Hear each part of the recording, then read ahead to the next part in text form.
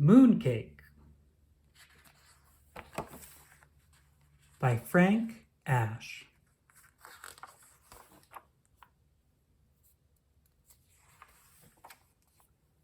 One summer night, Bear and his friend Little Bird sat down to watch the moon. After a while, Little Bird said, "I think I feel hungry." "Me too," replied Bear. "And you know what I wish? I wish I could just jump up and take a bite out of the moon. How delicious that would be." "How do you know?" chirped Little Bird. "Maybe the moon doesn't taste good at all. Maybe it tastes terrible." Bear thought for a moment. Then he went inside and got his bow and arrow. With a piece of string, he attached a spoon to the arrow.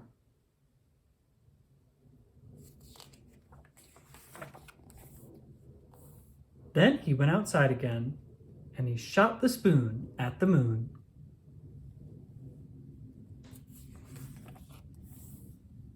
"I knew that wouldn't work," said Little Bird. "The moon is just too far away. What you need is a rocket ship." "Then I shall build one," said Bear. The very next day, Bear went to the junkyard and bought everything he thought he would need to build a rocket ship.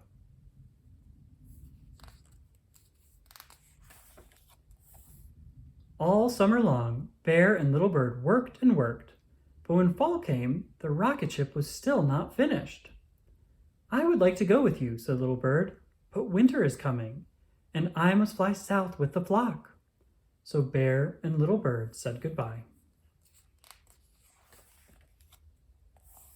When it began to get cold and the leaves fell off the trees, Bear got sleepy.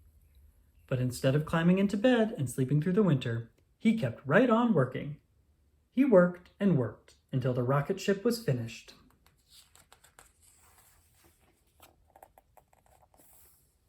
Then he climbed inside and began the countdown.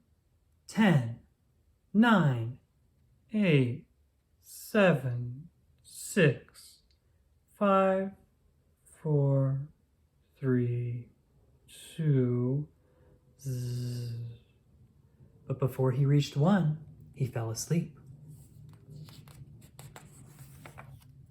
He slept and slept and slept, until one night the wind knocked over his rocket ship.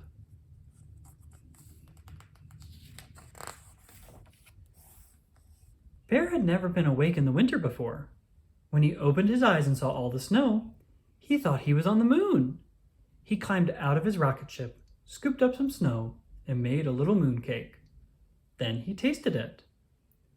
It tasted like something he had tasted before, but he wasn't quite sure what it was. While he thought about that, he decided to go for a walk.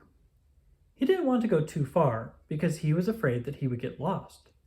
So he just walked in a big circle. After a while, he came upon his own paw prints in the snow. "These paw prints are too big to belong to a moon mouse or even a moon raccoon," thought Bear. "Maybe they were made by a moonbear, or perhaps," he shuddered, "a terrible moon monster." Bear felt scared. He ran back to his rocket ship and prepared for takeoff. Again, he began the countdown. 10, 9, 8, 7, 6, 5, 4, 3, 2, zzz. And again he fell asleep. This time he slept until spring.